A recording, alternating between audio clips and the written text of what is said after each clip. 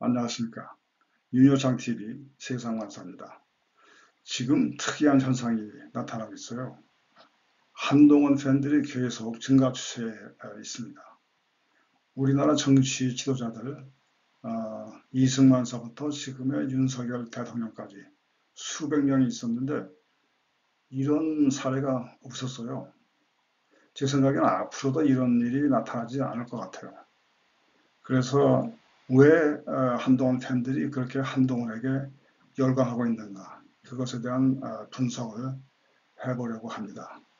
온라인상에 실린 여러 가지 글들, 그 다음에 제 주위에 한동훈 위원장 그 팬들, 그 다음에 제 방송에 올라온 댓글들, 그런 것을 취합해서 분석을 해보겠습니다.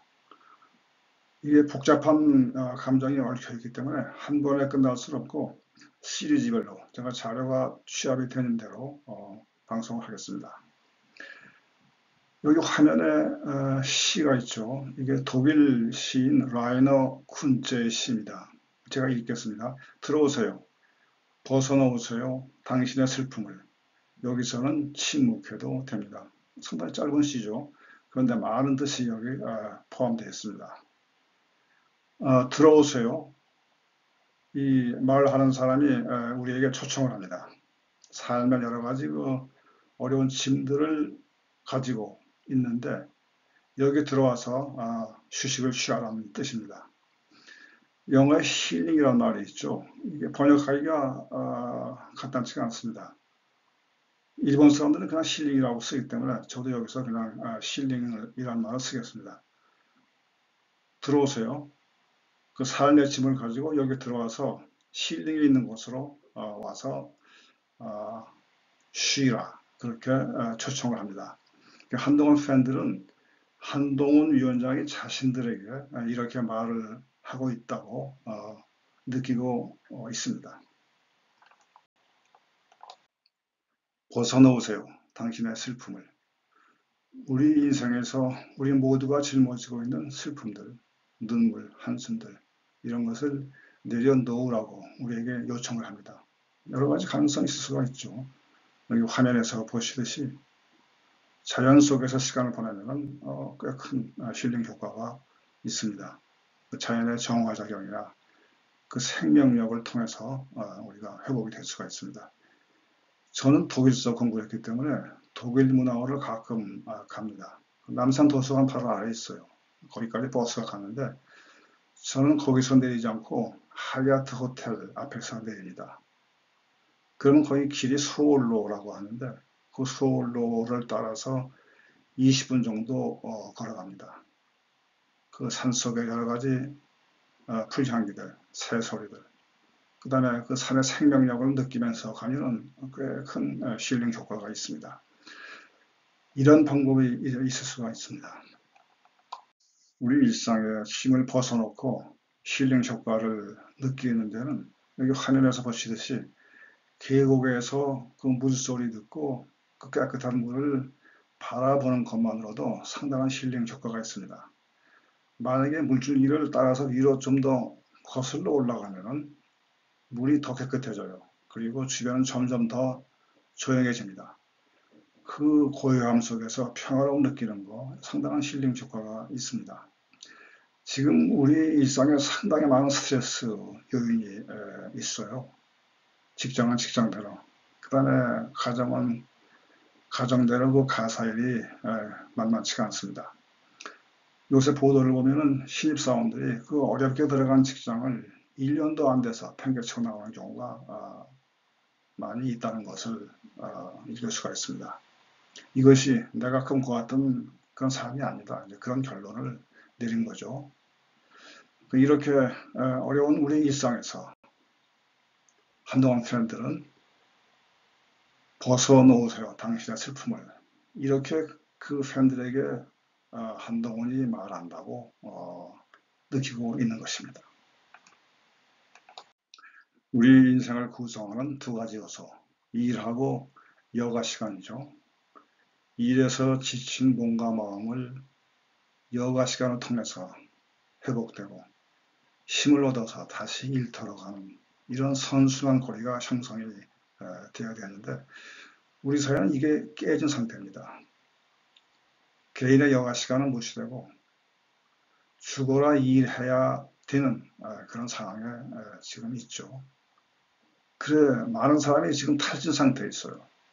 직장은 직장대로, 그 다음에 가정은 가정대로. 특히 그 자녀 교육이 얼마나 힘듭니까? 유럽 복지사회에 보면은 독일, 프랑스, 기타 뭐 다른 나라들을 보면은 수능 점수 안 나오면 안 나온 대로 길이 있어요. 꼭 대학을 가지 않아도 여러 가지 가능성이 있습니다. 대기업에 취직 안 해도 중소기업에서 보람 있는 삶을 살아갈 수가 있게 되어 있습니다. 그러니까 우리 사회 구조가 이것을 바로 잡아야 되는 그런 시점에 지금 와 있어요. 그래 한동훈 팬들은 한동훈 위원장에게 이런 것을 할 계략적인 그 마인드가 있다고 지금 보고 있는 것이죠. 그래 이런 압박감 때문에 많은 사람이 그 불면증이나 그 다음에 스트레스, 그 다음에 원인 모를 두통 이런 거 시달리고 있습니다. 그래서 벗어놓으세요. 당신의 슬픔을 이렇게 한동훈 위원장이 팬들에게 말하고 있다고 느끼고 그 팬들에게 그 심을 혼자 지지 말고 같이 한번 우리가 어떤 더 낫게 할 방법이 있는가 같이 상의해보자 이렇게 말하고 있다고 느끼고 있는 것입니다. 과거에 비교할 때 지금 삶은 물질적으로 볼 때 나아진 건 사실입니다. 그러나 우리에게 환멸을 느끼게 할 그럴 요소도 많이 있어요.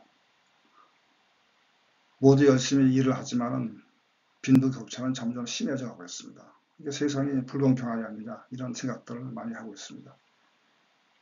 삶의 질은 점점 떨어져 가고 있어요. 이게 사회가 잘못 돌아가고 있다 이런 느낌들을 갖고 있습니다. 이것을 바로잡기 위해서 내가 할 일은 없어요. 그래서 좌절감, 박탈감들을 느끼고 있습니다. 얼마 전에 온라인상에다 글을 올린 사람이 있었죠. 내가 서울역에서 50명을 무차별적으로 살해하겠다. 결국은 검거됐지만은 이런 일들이 실제로 발생할 수 있다는 것입니다. 이런 것들을 바로 잡을 우리 정부 공수기관은 별로 신뢰가 가지 않는다고 느끼고 있습니다. 뭐 예를 들어서 공정한 선거를 담당해야 될 그런 기관에서 부정선거 시비가 지금 계속 나오고 있어요. 그래서 사람들은 좌절감을 느끼고 있는 그런 상황입니다. 이 상태에서 한동훈 팬들에게 한동훈은 같이 우리 한번 상의를 해보자. 뭔가 개선할 방법이 있지 않겠느냐. 이렇게 말하고 있다고 팬들은 느끼고 있는 것입니다. 들어오세요.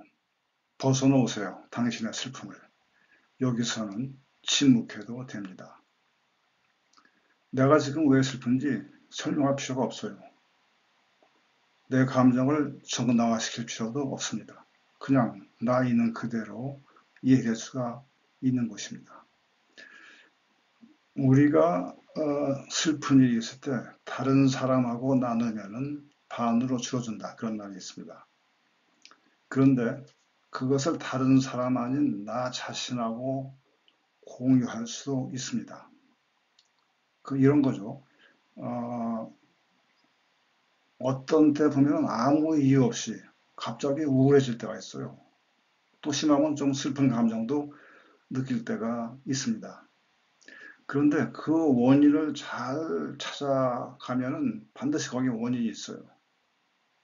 예를 들면 이렇습니다.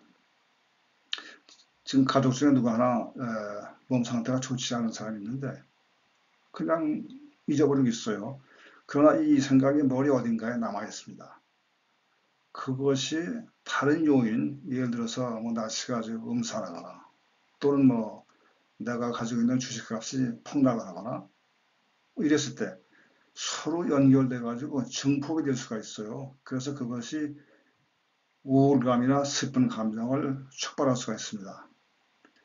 그래서 이것을 알아내면 이게 그랬었구나 하고 그 슬픈 감정이나 우울한 그 상태가 해소될 수가 있습니다. 이것이 자기 자신하고 슬픔을 공유한다는 얘기입니다. 그냥 나 혼자서 뭐 일기를 쓰거나 아니면 명상에 잠기거나 하면서 이런 감정을 나 자신과 공유할 수가 있습니다. 이럴 때 한동훈 팬들은 한동훈 위원장이 나하고 같이 그 감정을 공유하자 이렇게 말한다고 느끼고 있는 것입니다. 벗어놓으세요. 당신의 슬픔을. 여기서는 침묵해도 됩니다. 내 슬픈 감정을 있는 그대로 인정하고 수용하는 겁니다. 이것을 억제하려고 하면 오히려 더 역효과가 나타납니다. 그건 마치 여기 바닷물이 밀려오는데 이것을 막으려고 여기 아무리 벽을 쌓아도 소용없어요. 다 무너지고 말죠. 그러나 이걸 그대로 내버려 두면 결국은 때가 되면 물러나게 되죠.